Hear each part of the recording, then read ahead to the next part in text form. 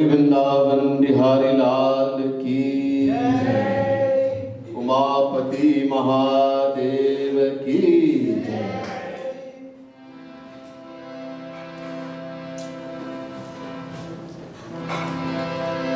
अज्ञानतिमिरान्धस्य ज्ञानाञ्जनशलाकया चक्षुरुन्मीलितं येन तस्मै श्री गुरवे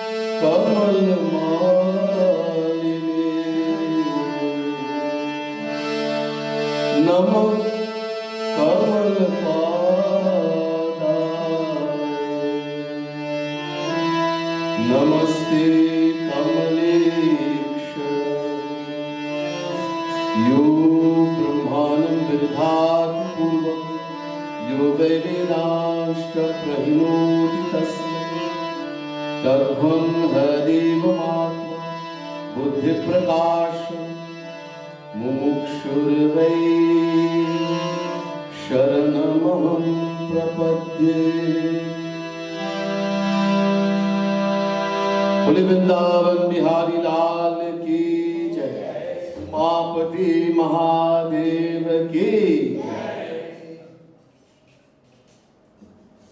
आदरणीय पंडितगण,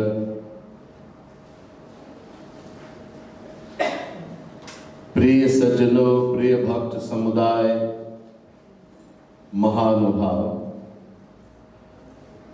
most worshipful Pandit Pandit Haricharan ji, Pandit Suresh Singh, dearest devotees of the Supreme Lord, the Divine Souls, First, let me say Radhe Radhe to each and everyone. Adha Pranam, my humblest prostrations to each and every one of you. It gives me great pleasure to be here tonight at your wonderful mandir, the Shiv Mandir, during my first visit to South Africa.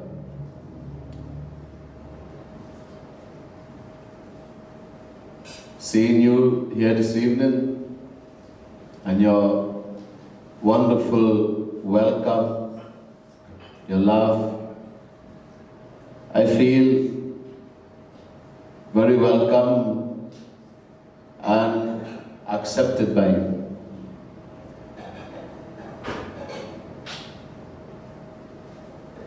Hopefully, this will not be just the first and last, but many more times we'll have satsang like this.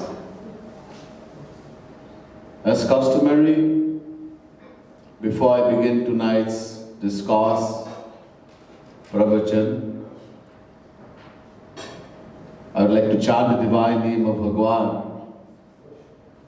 worshiping Bhagwan, singing his glories for a few minutes, after which we will hear some talk on spirituality.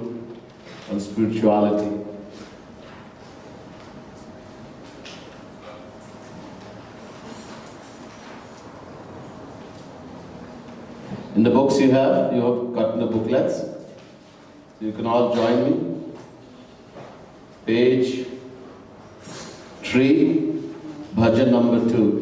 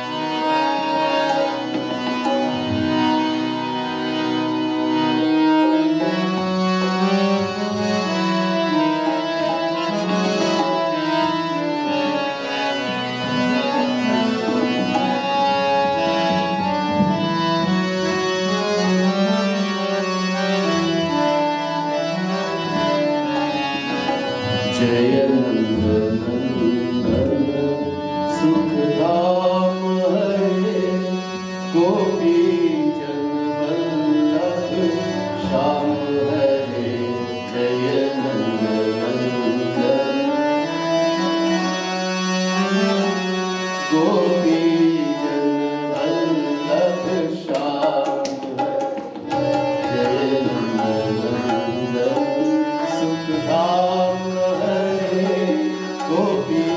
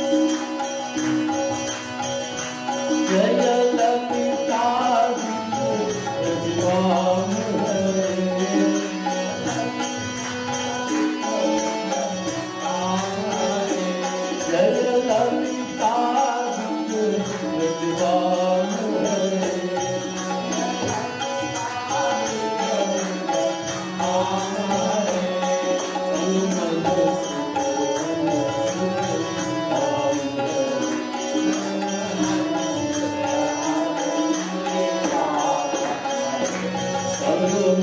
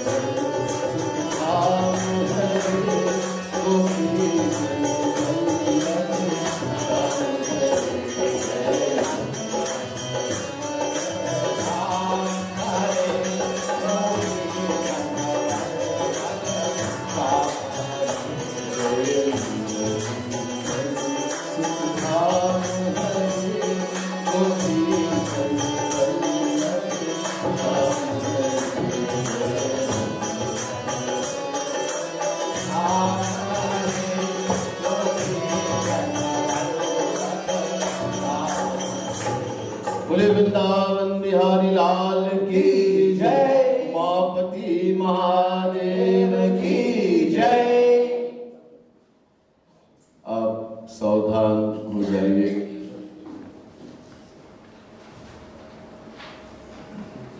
मन लगा के एकदम सावधान होके सुन लीजिए। Now let us try to be very attentive and listen very carefully. We are all searching for something in this world.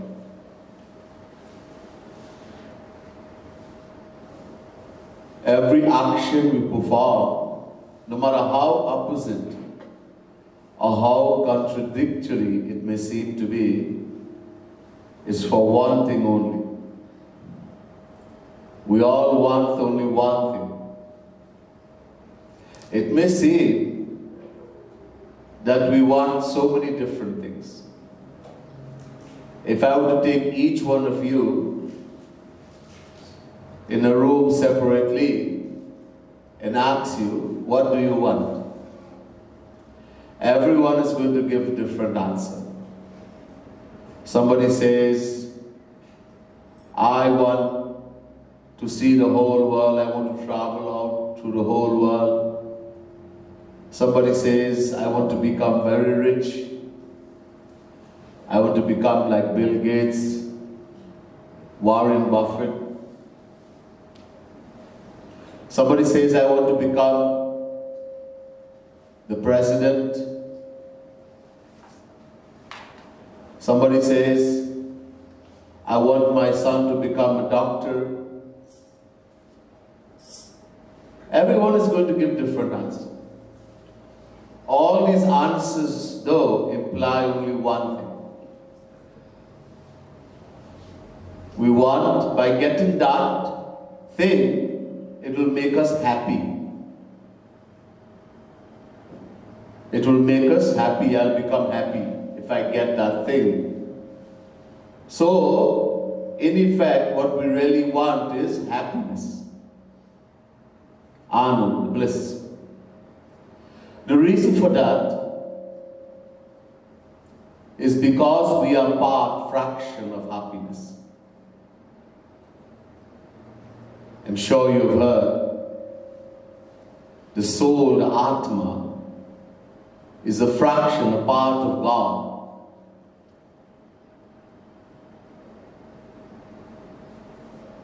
The Vedas say, Chinmatram Shri Hariransham Suksham Aksharam Abhyam Krishnadhinamiti Prahu Jivam Jnana Gunashrayam. The individual soul, Jivatma, is an ansh, fraction, part of God.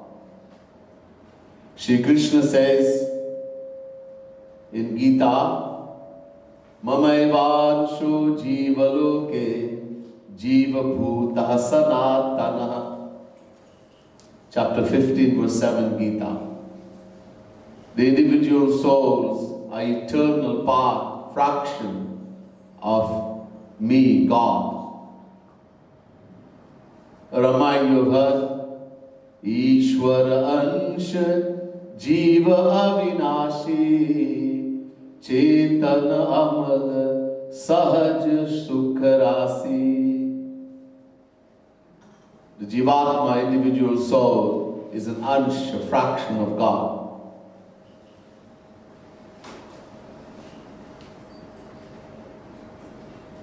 And it's a natural law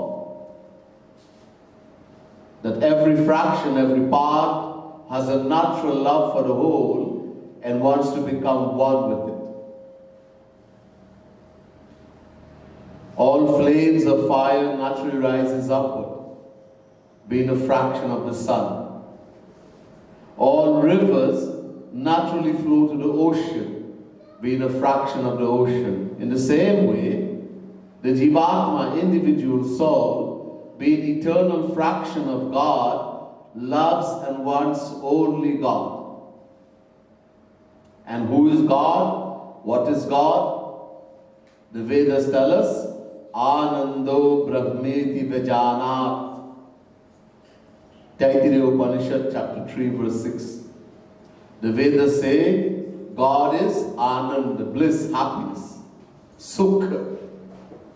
In other words, whether we say happiness, bliss, or we say God, Bhagavan, these are two names for one and the same entity. God is happiness and happiness is God.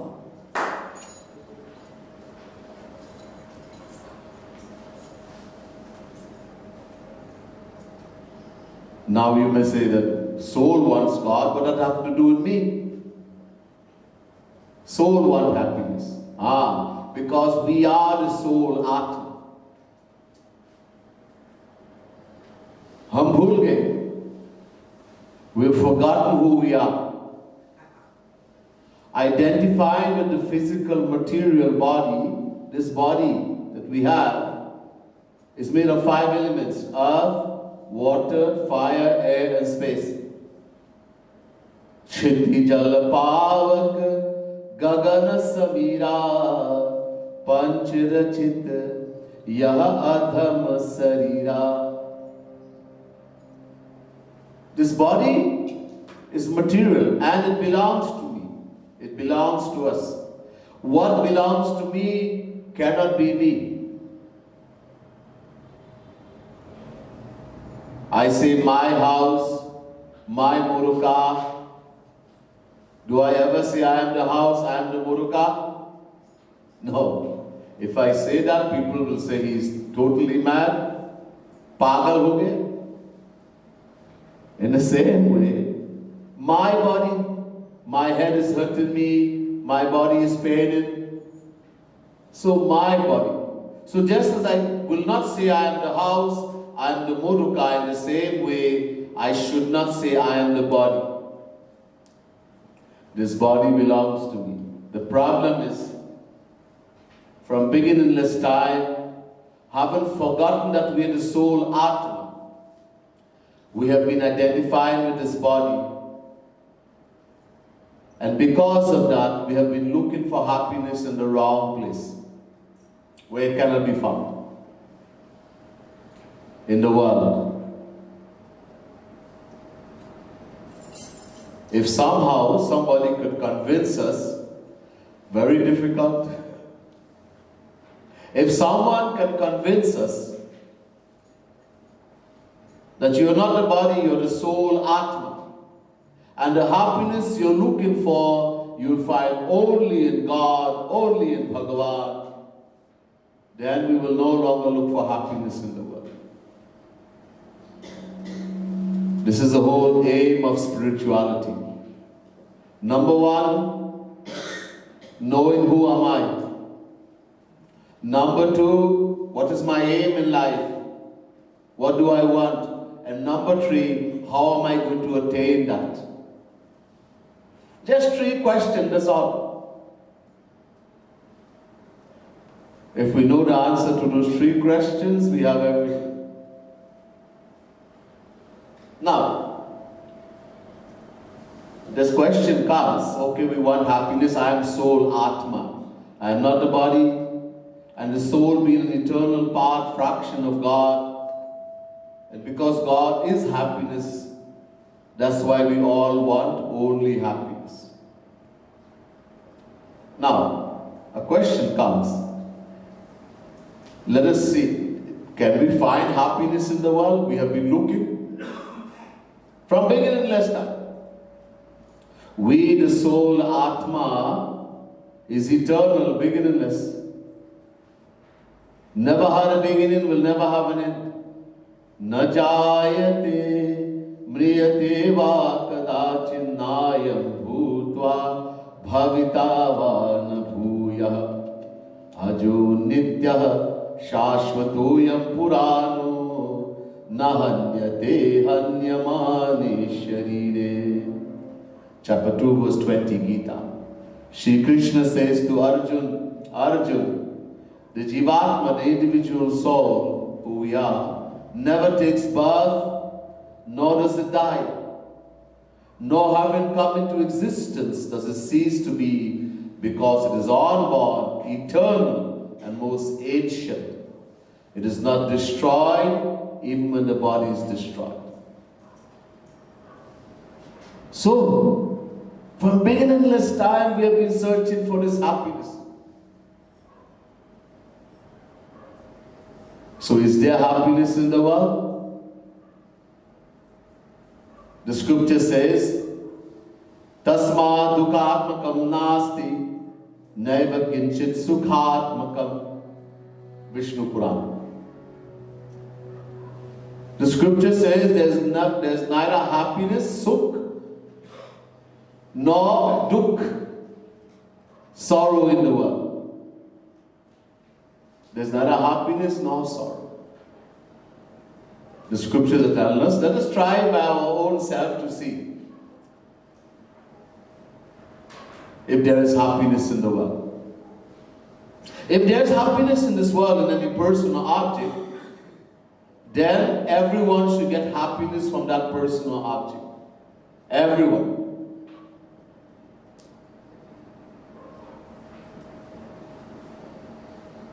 Some people say they get happiness in eating chocolate. They love to eat chocolate.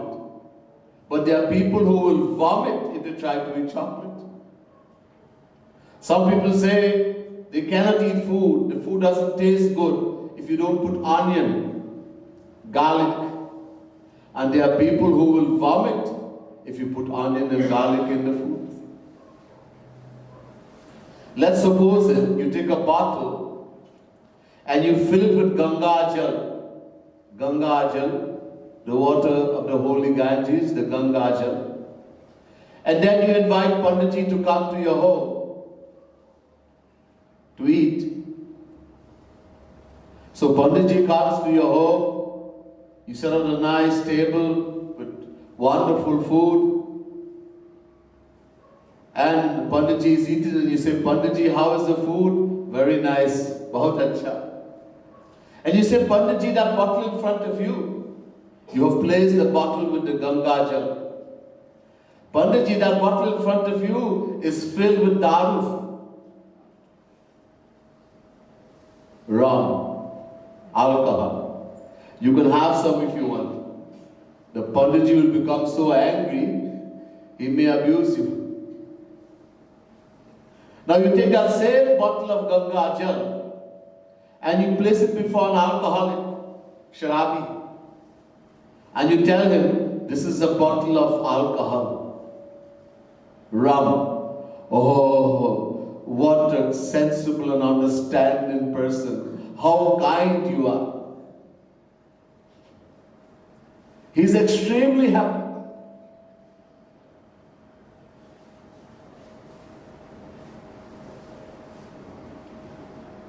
Now,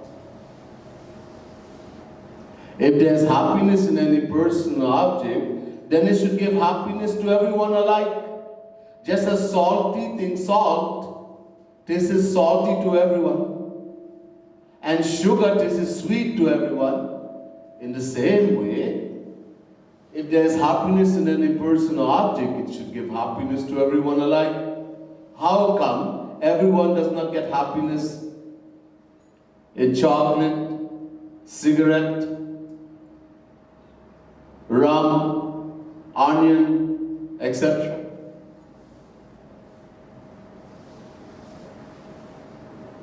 There is no such thing in this world. One person is making somebody happy, and that same person, if another person sees that person, they want to kill him.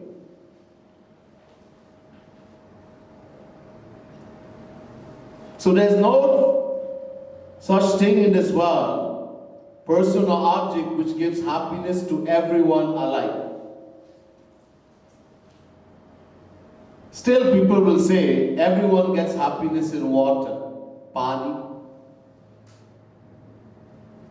Everybody gets happiness drinking water.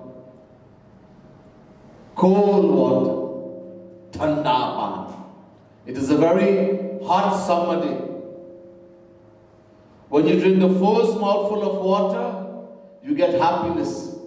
The most happiness. Second mouthful, less. 5th mouthful, very little. 10th mouthful, please don't give me any more water. Well, if you get happiness in water, keep drinking. No, you're going to kill me. मैं मर जाऊंगा. Some people say they get happiness in eating sweet things. Rasgulla, cake, chocolate, ice cream. Some people just hearing ice cream, water starts coming to the mouth. When you eat the first ice cream, you got happiness, the most happiness. Second ice cream, less. Third ice cream, even less. Fourth ice cream, even more less. Fifth ice cream, please don't give me any more ice cream. Sixth ice cream, bhaiya, I'm going to vomit.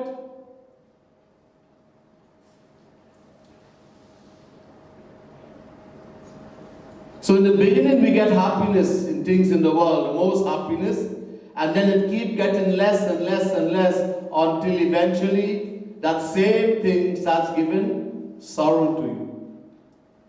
Unhappiness, pain. Let me give another example. There was a rich businessman, very rich. Suddenly he got ill and died. The doctor came and pronounced him dead.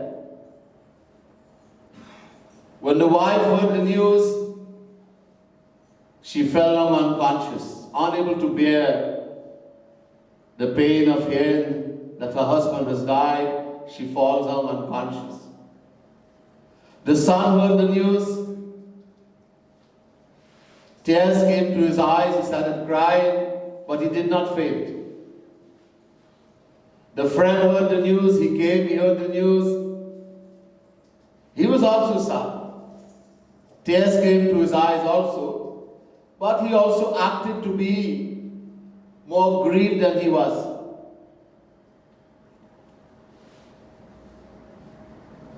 The servant heard the news. He was also sad, but no tears came to his eyes. The neighbor heard the news. He said to the wife who was cleaning the house, "Hey, did you hear? Our neighbor John has died." "Really? Oh my God, his children are still so small. No one can prevent destiny." And she continued cleaning the house. Now there was another businessman who owed the dead businessman a large sum of money which nobody knew about. He was extremely happy. "Oh God, you are so kind. You are so merciful." Now see, the dead person is one and the same. One and the same. But the news of his death affects each and every individual differently. The person didn't change, the same person. Now it so happens that the man didn't die. It happens many times. People are taking this person to the smashan ghat. Somebody has died, they put him in two bamboo. Ram Naam Satya Hai. And they are going to the cremation area, and suddenly the person gets up and sits down.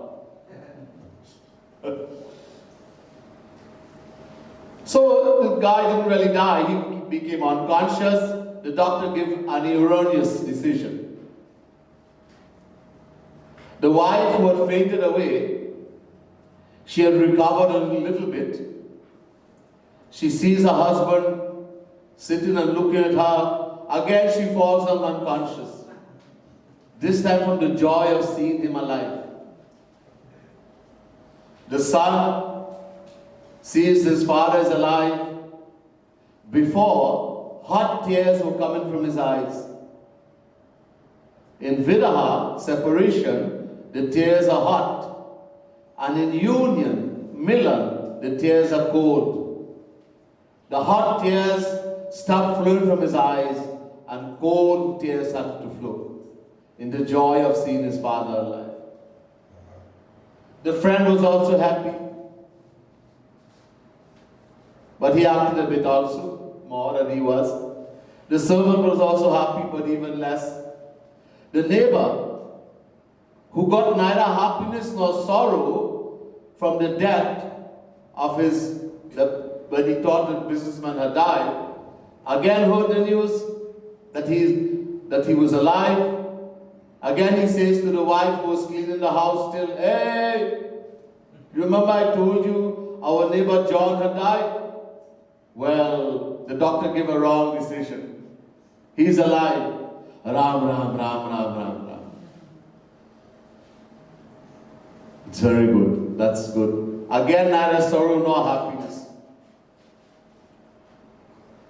When the businessman, the one who was owing him, the debtor, heard the news, he was extremely sad. "Hey, Bhagavan, what did you do?" Now, a few philosophers were brought together to find out if the businessman was a source of happiness or sorrow. So they questioned the people involved. To the wife, he was a source of 90% happiness. To the son, he was a source of 70% happiness. The friend increased what he was actually feeling and said 40% happiness. The servant also increased what he was actually feeling and said 20% happiness. The neighbor said, "This is all nonsense. John is neither a source of happiness nor sorrow." And the debtor, the one who was owing the businessman a large sum of money, he said, "Oh, he's a source of pain and suffering." Now, nobody is lying. No one is telling a lie. Everyone is saying exactly what they are feeling. But whatever they are feeling is a reflection of their selfishness. Swart. The wife's selfishness was the greatest. Then the son. Then the friend. Then the servant. The neighbor's selfish aim was zero. Whether he lived or died didn't matter to him. And the debtor's selfish aim was harm. This is why he felt pain and suffering. So now we should be quite clear in our mind that there is no happiness to be found in any person or object in the world. Our attachment, listen carefully, our attachment to any person or object is directly proportional to how much that person or object satisfies our selfishness. This is a divine one. Shankar Bhagavan says to Parvati in the Ramayana, "Jate kachu nij swarat hoi, ta par mamta kare sab koi. Sur nar muni sab kai hariti, swarat lagi karahi sab priti." Shankar Bhagavan says to Parvati, the basis of all worldly affection is selfishness, swart. When someone does what we want, when they do what we want, they say what we want, "I love you. You're the best husband, best wife, best children." And when that same person refuses to fulfill our selfishness, doesn't do what we want, "I hate you." This is what we call love and hate in the world. The fulfillment or non-fulfillment of our selfishness. This It's divine law.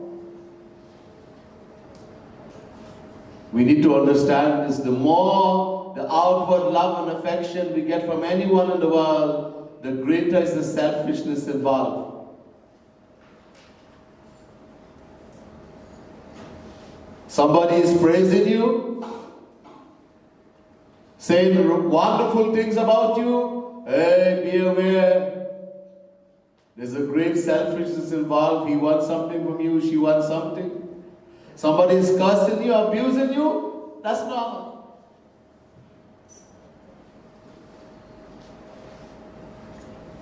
We have to bear this in mind.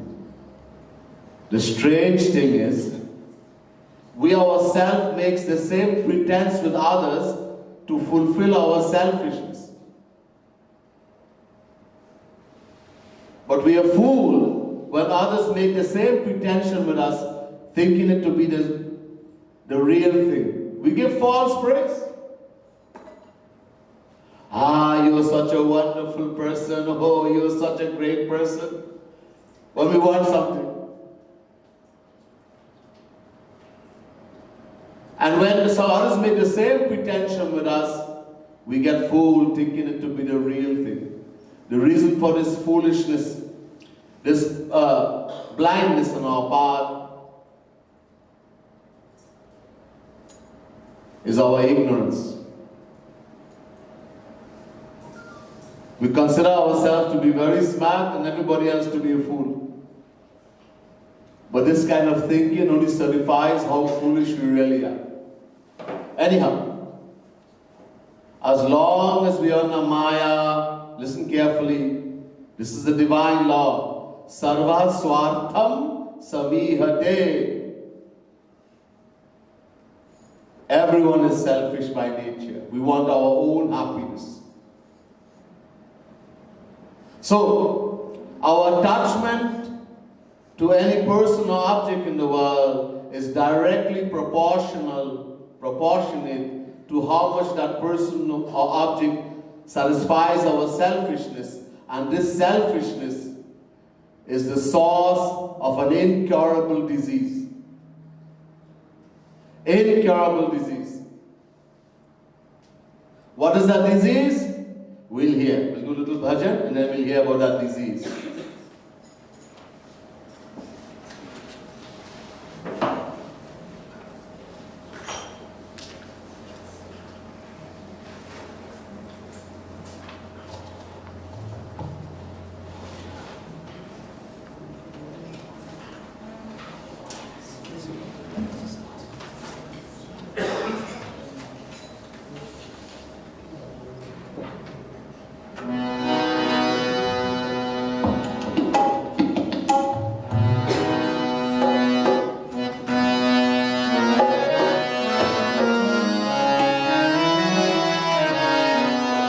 Jai Radhe, Jai Radhe, Radhe. Page, sorry, I didn't give you the page. Page 29. Bhajan number 44, 44.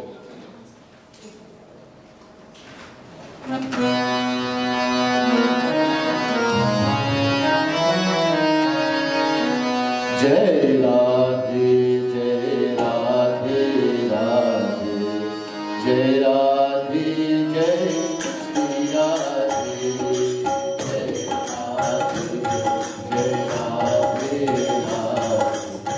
Jai Radhe, Jai Shri Radhe. Oh, Jai Radhe, Radhe, Radhe. Jai Radhe, Jai Shri Radhe.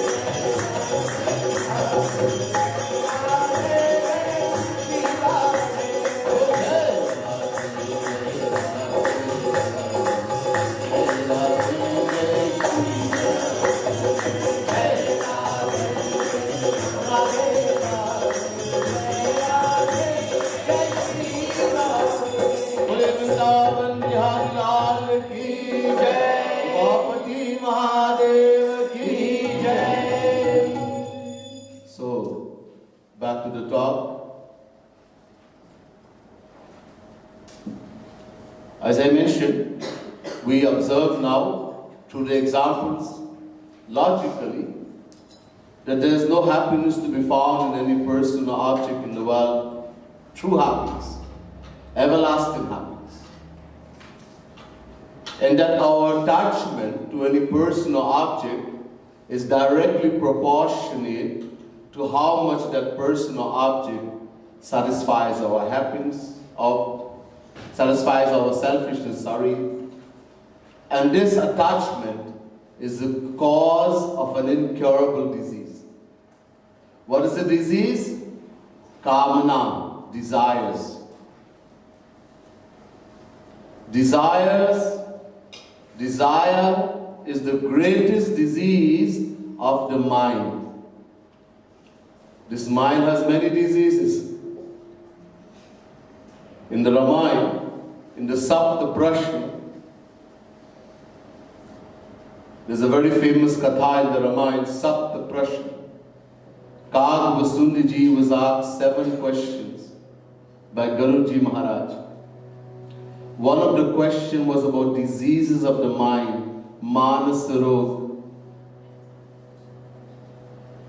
Kag Vasundiji gave many examples. Greed, anger, jealousy, hatred, lust, selfishness.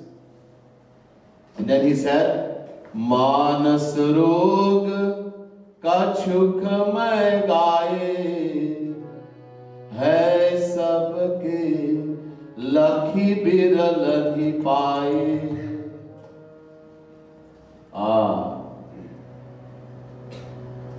He says, I have told you only a few of the diseases of the mind, Manasa Roga. There are many, many.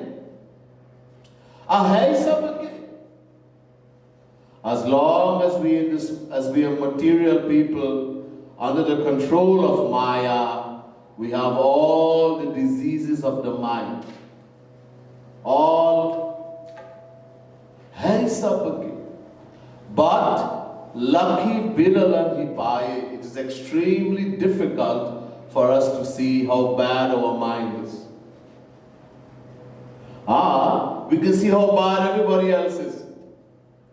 And we complain. Oh, he is like this and she is like that and who is like that. And you? I'm great.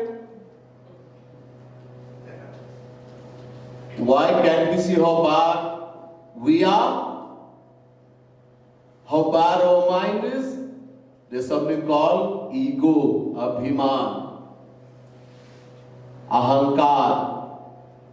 The ego prevents us from seeing how bad we are. The more we think I am great, I am good, the more ego we have.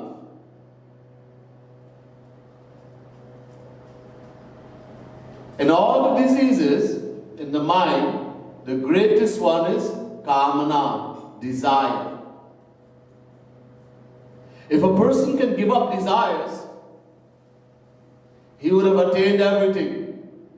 There will be nothing left for him to do. No gyan, no bhakti, no karma, no yoga, nothing. In the Srimad Bhagavad Mahapurana, in the 7th canto, Bhagavan took a special dissection. In Sanatana Dharma, God has come in every form of life to show I am everywhere in everything. Only in Sanatana Dharma. He has come as fish, as turtle, as human being, as the dirtiest animal, suvar, pig, Varaha avatar. And not only that, he came as a mixture also, half man, half lion, Nrsimha Bhagavan. The Lord descended as Nrsimha Bhagavan and destroyed Hiranyakashipu, the father of Prahlad. After killing Hiranyakashipu, Bhagavan placed Prahlad on his lap and said, Beta, Varam Bruhi, asked me for a boon. Prahlad said, My Lord, मैं आपका दास हूँ. आप मेरे स्वामी हैं. I am your servant, you my master. If a servant asks the master for anything, then that's not a servant. A true servant never asks the master for anything, and the true master never demands from the servant. I have you, my Lord, I have everything.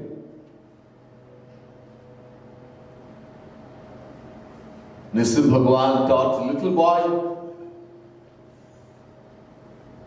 but his intellect is so powerful. Because Prahlad had the Guru, the right Guru. Naraji was his Guru. Prahlad attained all the knowledge in the womb of the mother from Naraji. When Hiranyakashipu was performing tapasya to acquire powers to kill Bhagavan, Indra, the king of the Devatas, and all the Devatas came and attacked the Rakshas, Asuras. Then Indra took the wife of Hiranyakashipu, who was pregnant. She was pregnant with Prahlad. Was going to kill her.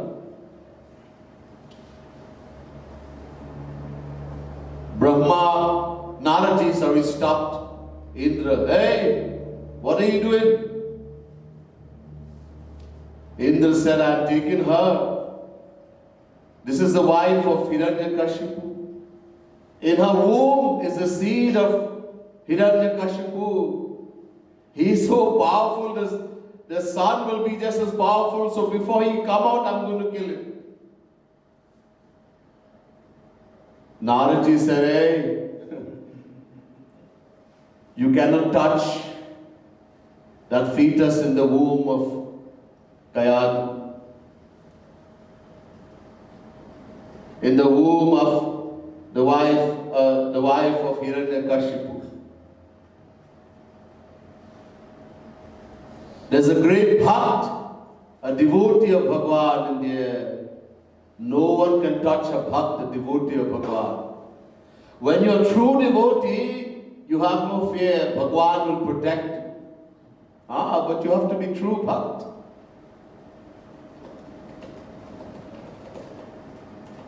Give her to me. So Naraji took the wife of Hiranyakashipu to his ashram. And in the ashram, every day he's given lecture, doing satsang. But the wife of Hiranyakashipu, she was Rakshasi, demoness, so she could not, that philosophy could not go into her. Her heart, her mind was so dirty.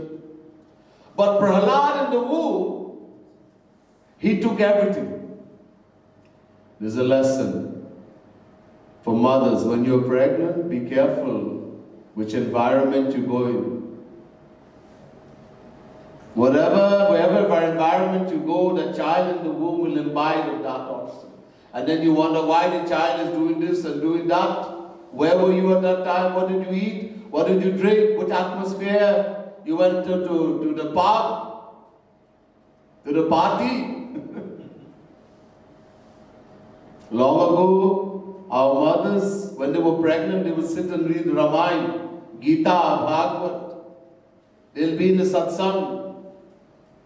This is the kind of environment.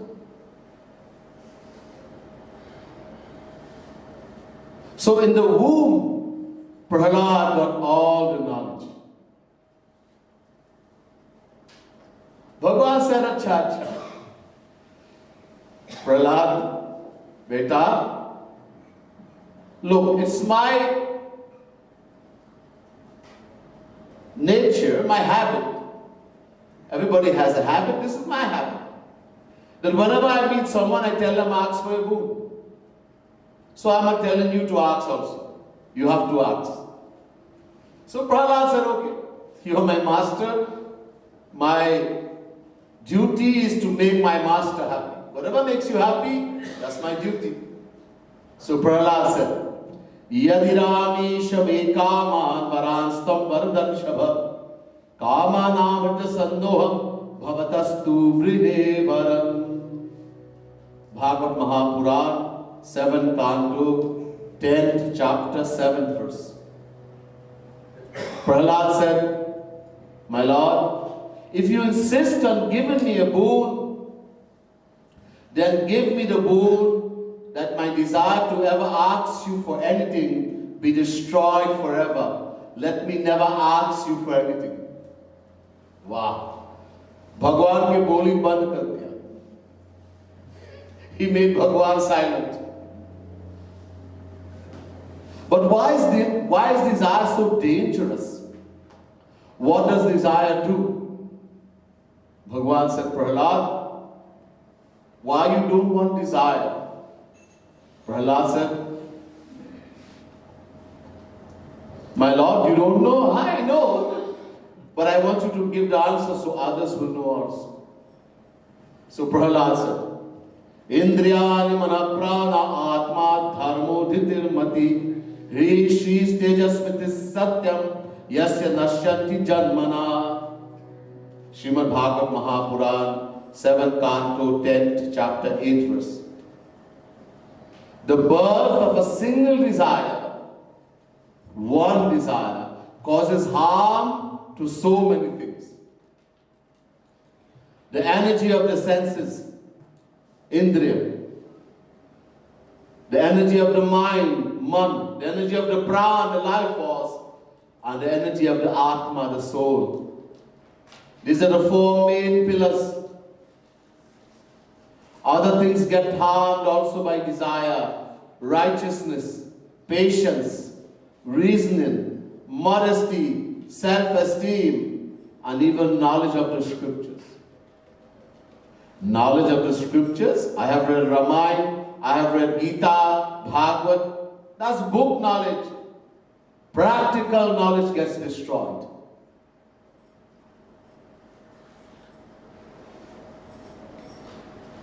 Desire makes a person a beggar, bhikari.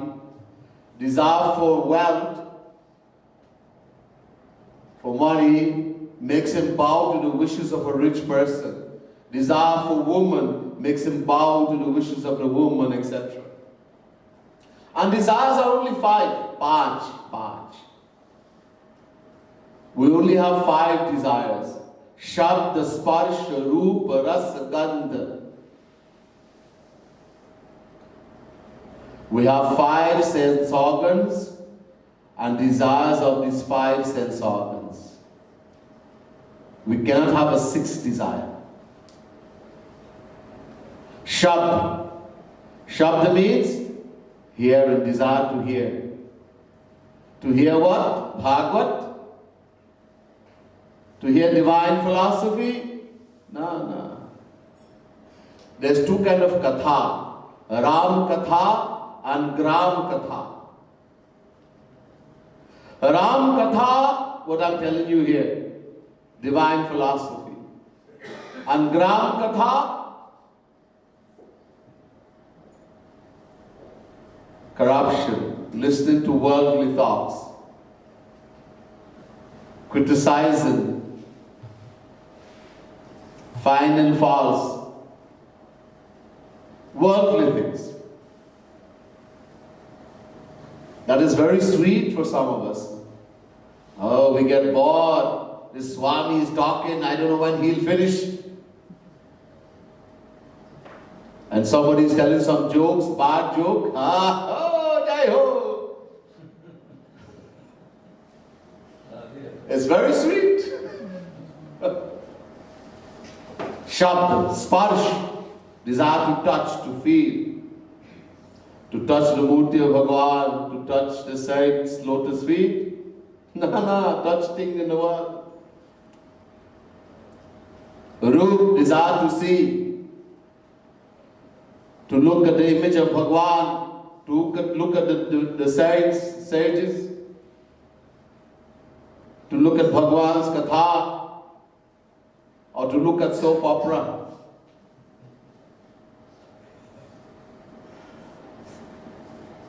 Which one we find happiness in? Ras, desire to taste. Do we love to eat nice, wholesome, sattvic khana, sattvic bhojan? Or we like the other type, tamasic? I'm not going to tell you what it is here, you know.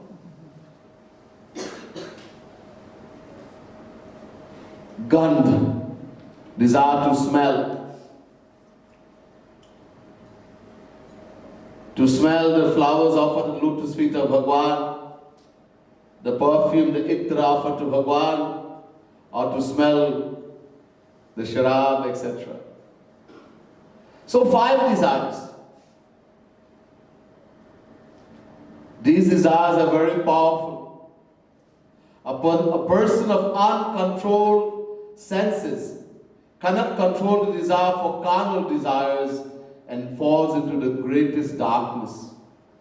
Kuranga matanga padanga bringa meenahata panchabhireva pancha eka pramadhi sakatham nahanyate yah sevate panchabhireva pancha. Sukti, Garupura.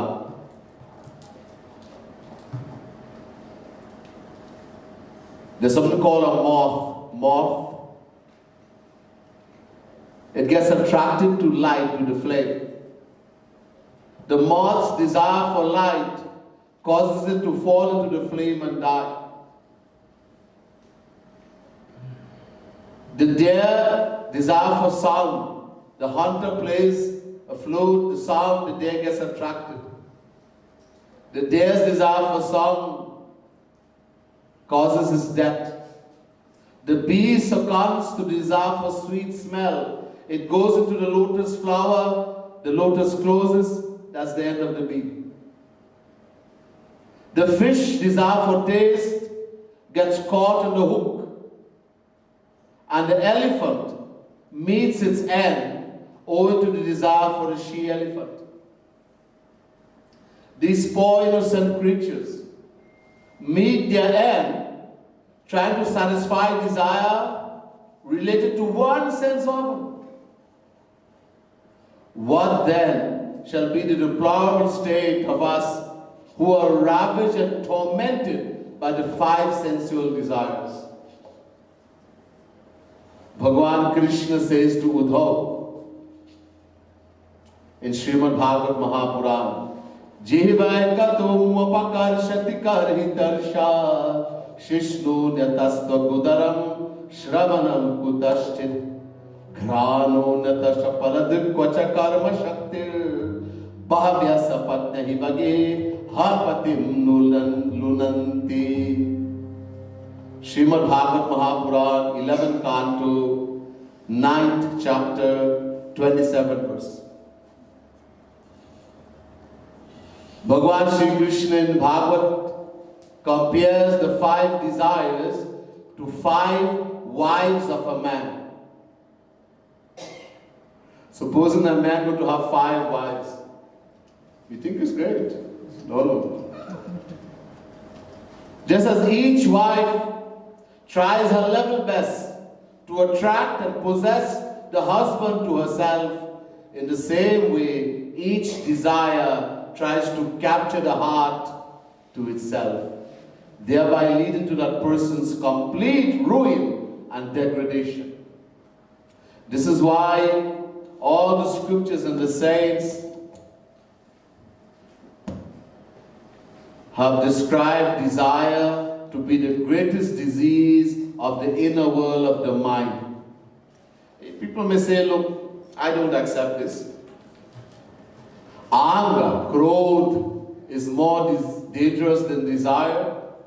When a person gets angry, there's no telling what they will do.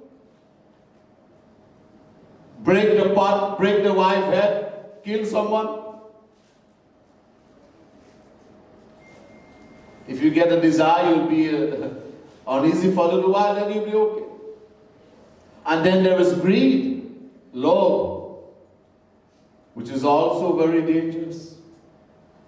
But Gita says, Prajahat yada kaman sarvan parthamanogatan atmanyevatmanad Vihaya kaman yassarvam puman shrati nispriha nirmamo nirahankara sashanti madhigacchati Prajati yada kaman manavo manasistitan tahyeva. So the scripture, Gita chapter 2 verse 55 and chapter 2 verse 71.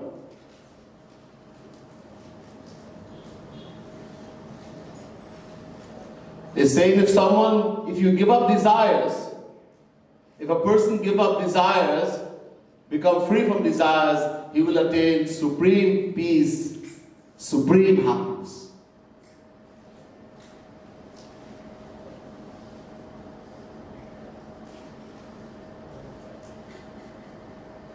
Vihaya kama yasarvan puman shati nirmamo nirahamkara sashanti shanti madhigacchati. You'll attain peace, true happiness. Let's give up desires. Yavat preta jatharam tavat sattvam hidehinam adhikam yobhimanyet sastena dandam arhati. Srimad Bhagavat Mahapuran, 7th Canto, 14th chapter, 8th verse. Bhajiya Ram sab kaam bihai. Worship God and give up all desires. So desire has been stressed everywhere.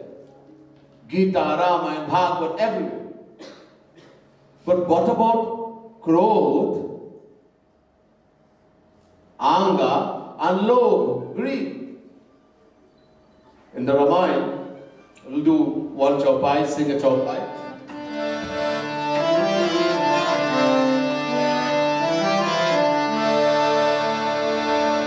Kagvasunaji is saying to Garuji in the Ramayana, Ram, Siya Ram, Jai Jai Ram.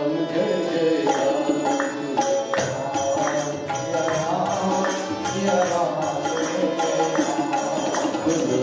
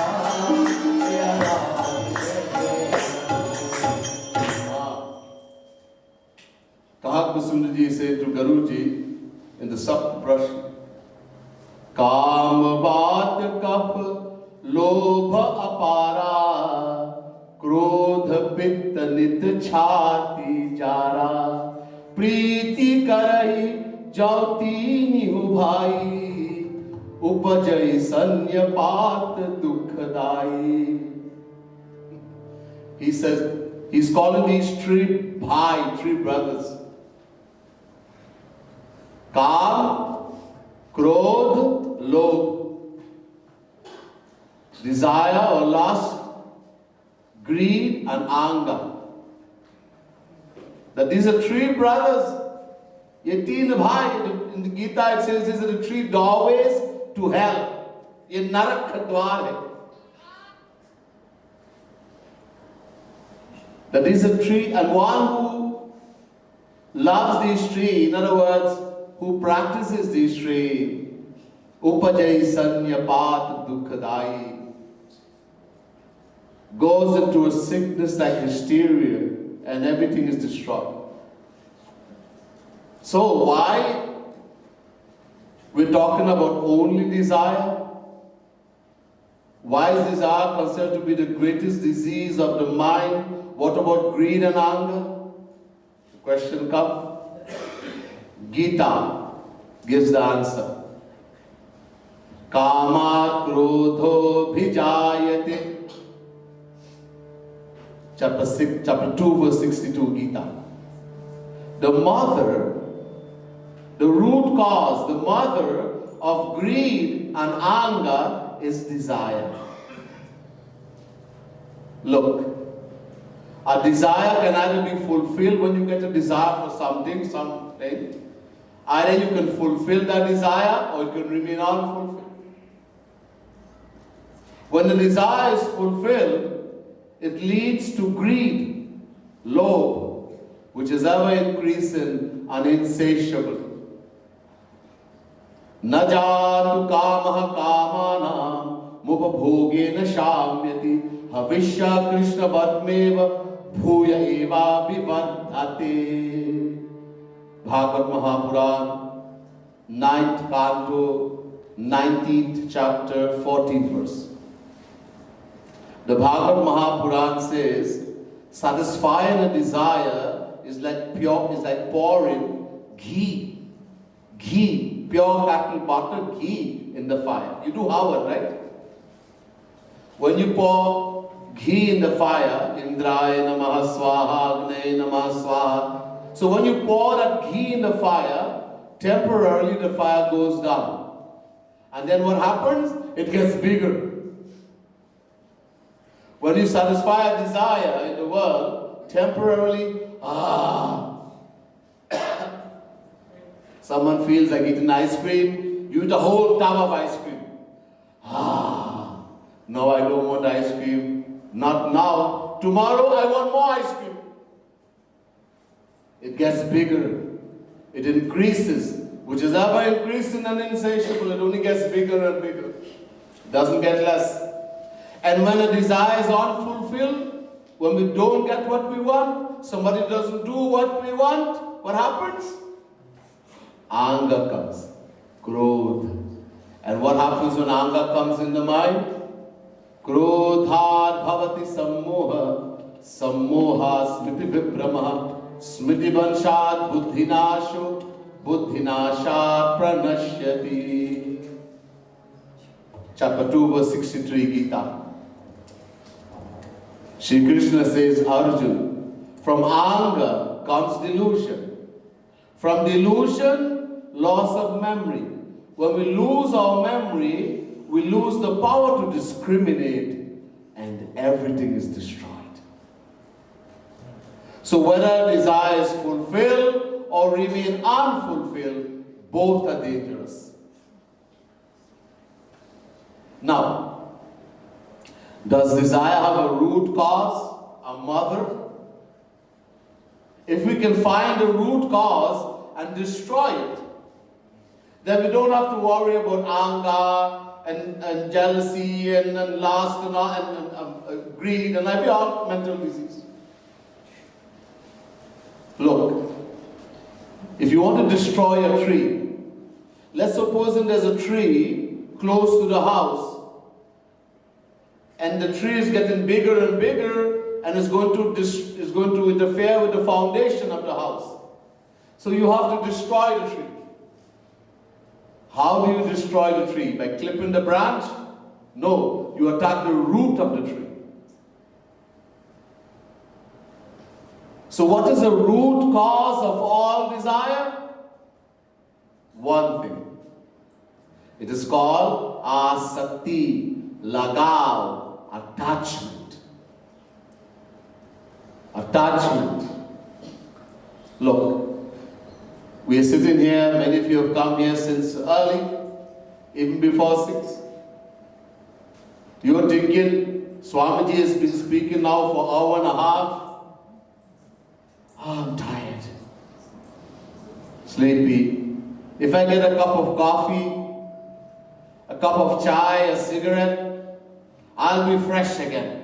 Then Swamiji can go on talking for 3 hours, no problem. Because of these people's attachment to this object, the desire for it is born again and again at intervals. It keeps pinching them. Drink me, smoke me. And the more you use something, the more you want it. A person who never drinks coffee doesn't think I want coffee. He's never drink chai, doesn't think I want chai. And some people are satisfied with 1 cup of coffee for the day, 1 cup of chai, and some people 10 cup, 15 cup. Let's look at it another way. Is there pleasure in beautiful things? Do we like to look at beautiful things? Yes. Is there pleasure in ugly things? No. Does alcohol smell good? No, I don't like, I can't take the smell. But if you ask an alcoholic, oh man, best smelling thing. A child's nose is running, naak beh rahe. The mother in the love kisses the child right where the nose is running. Another person looks on, thinks, oh my God, how can she not scorn the child? A person in love, attached, finds beauty where there is ugliness and sweet smell where there is bad smell. So beauty, sweet smell, etc. does not give pleasure, happiness. Take another example. There's a very poor beggar woman. And she has a child, a son. So it so happens there's a big fair, Mela, a big fair somewhere. and she takes her son to the fair, and the child gets lost in the fair. It happens. Children get lost, big fear. So she goes to the police booth, and she asks the policeman to help her to find her lost son. The policeman asks the beggar woman to describe what her son looks like. The beggar woman describes the child as being extremely dark, langara, lame, having a cut in the lip. In other words, very ugly. Now it so happens, there are many other children who have been lost in the fair, in that booth with the policeman. So, the policeman says, "Oh lady, your child is so ugly. There are so many beautiful children here. Why don't you embrace one and get some happiness?" The beggar woman says, "Oh policeman, what do you know? It's only when I see that one-eyed child," yet he was also one-eyed. "It's only when I see that one-eyed child of mine, I'll be able to eat my food. If there is pleasure in beauty, then that woman, that beggar woman, seeing so many beautiful children, should have embraced one and got happiness. But she doesn't want beauty. She wants her one-eyed child."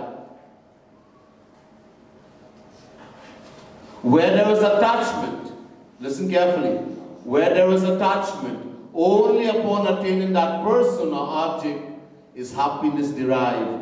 And this attachment is the source of all desires. Dhyayato vishayan punsa sangasteshu pajayate sangasa jayate kamaha kamat krodho bhijayate. Chapter 2, verse 62, Gita. So number 1, attachment, lagav. Then comes number 2, desire, kamana. Then number 3, if a desire is fulfilled, lobh, greed. And if it's unfulfilled, anger, growth. But why do we get attached to any person or object? Does this also have a root cause? If somebody is sick, first you try to find out the reason for the sickness. You don't just give him any medicine. And besides, not everyone is attached to the same person or object. Our attachment varies from person to person. So why do we get attached? So that verse I just told you from Gita, the first line gives the answer. Dhyayato vishayan punsa sangasteshu pajayate. Chapter 2, verse 62, the first line. When we think again and again, I want you to listen carefully here. When we think again and again that we can find happiness, we can obtain happiness from any person or object, we get attached. Look, nobody is born a chain smoker. You think people are born chain smokers? No. When we were young, you saw others smoking. Your friends, you saw elder people smoking, and you think, I should smoke too. I will look like a gentleman. I will look like a gentle lady. So you decided to smoke. On smoking the first cigarette, you cough and almost choke on it. It burns the throat. But you keep smoking because you think it will bring you happiness until you become a chain smoker. Nobody is born an alcoholic. Again, in our childhood, we saw others drinking. In our own home, sometimes the father, sometimes the mother, brother, sister, we see friends, and we decide, I want to take a drink too. So we hide and take a little drink. On drinking the first alcohol, the first glass, the first drink, the head spin a little bit. Occasionally you hide and take a little drink. Then every Friday you go clubbing. Then every Monday and Friday. Then every Monday, Wednesday and Friday. Then every day, now you're an alcoholic. So, it is this thinking again and again, this presumption that I will get happiness in any person or object in the world, which makes me attached to that person or object.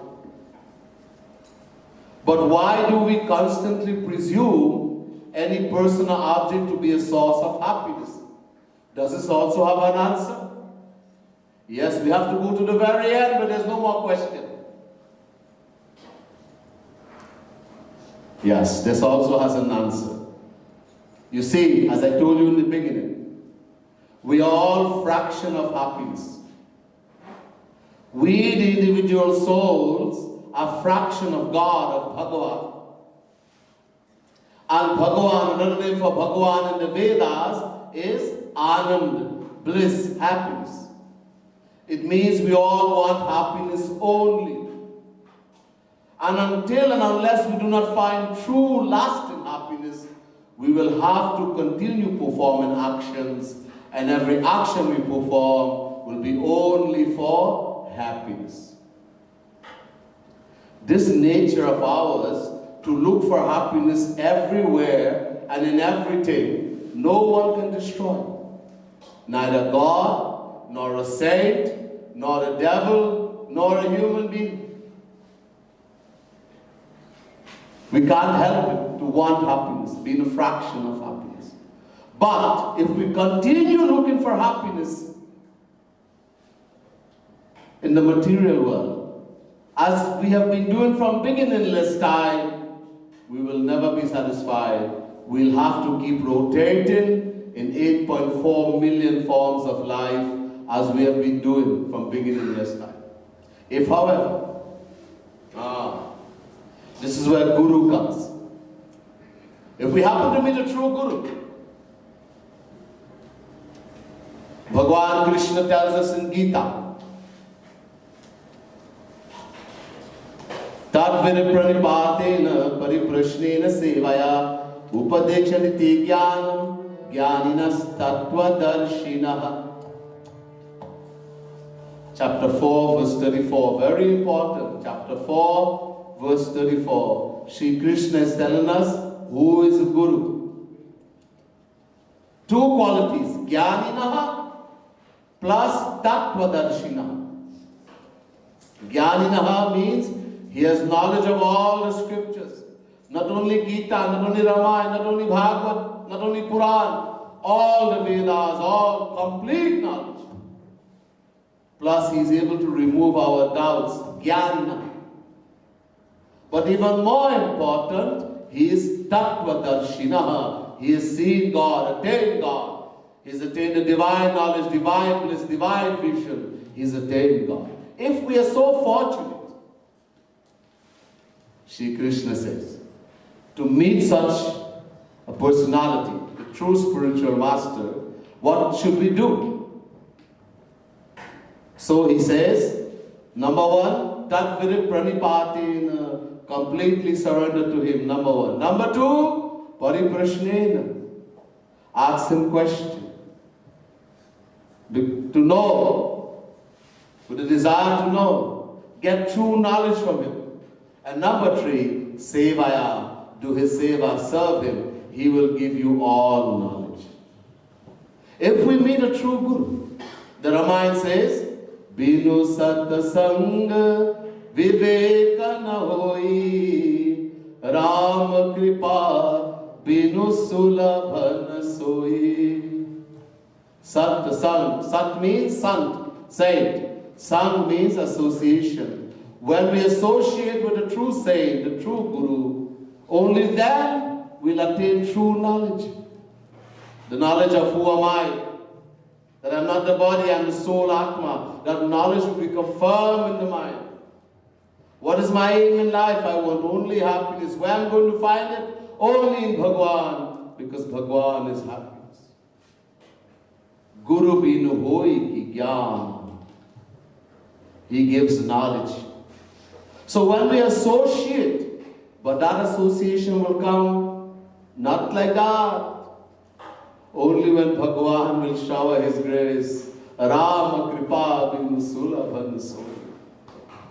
If we are so fortunate to associate with a true saint, in his association, just by associating with him in the right way, the knowledge will come that I am the soul, the Atma, and that the happiness I am searching for, I will find only in Shri Krishna, in God, in Shiv, Bhagwan.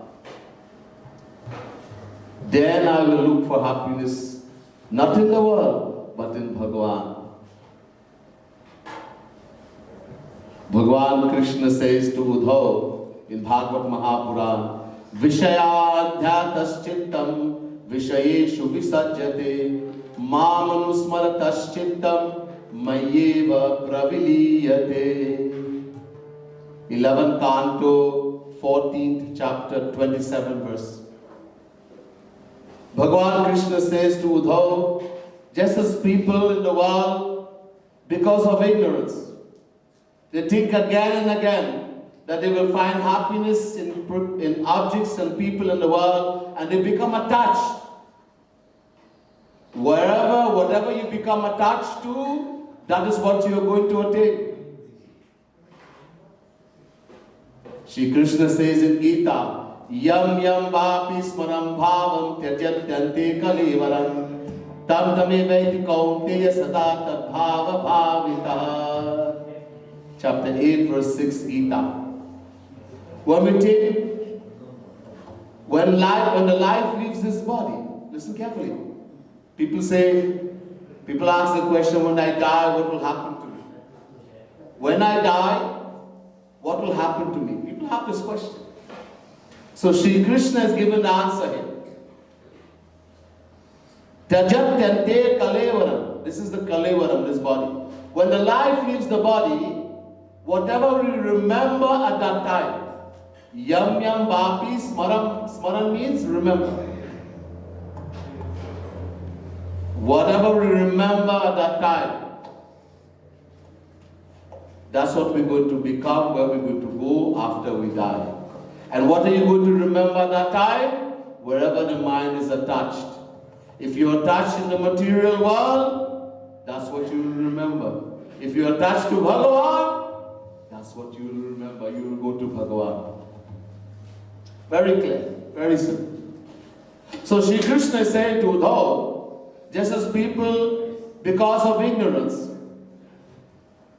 they keep thinking again and again they'll find happiness in people and objects in the world, they get attached in the world, and they come back in this world in 8.4 million forms of life, rotating endlessly. In the same way, if someone thinks again and again about Bhagavan, that I will find happiness only in Bhagavan, we'll get attached to Bhagavan. And the result will be, we'll attain Bhagavan. The practice is the same. The way, the method is the same. And the result is the same. We attain that for which the mind, the heart is attached to. If we are attached to the world, we'll have to come back in the world and suffer. If we are attached to Bhagavan, we will attain true everlasting happiness. We'll attain Bhagavan. So, I know it's a long lecture, but I hope you've understood a little bit more about desires and where we're going to find true happiness and what we have to do. There's a lot more, but I will tell you maybe sometime in the future, be of service to you again, and we'll hear some more about how we can attain this true happiness, what we have to do, etc. For now, this is enough. Bole Vrindavan Bihari Lal Ki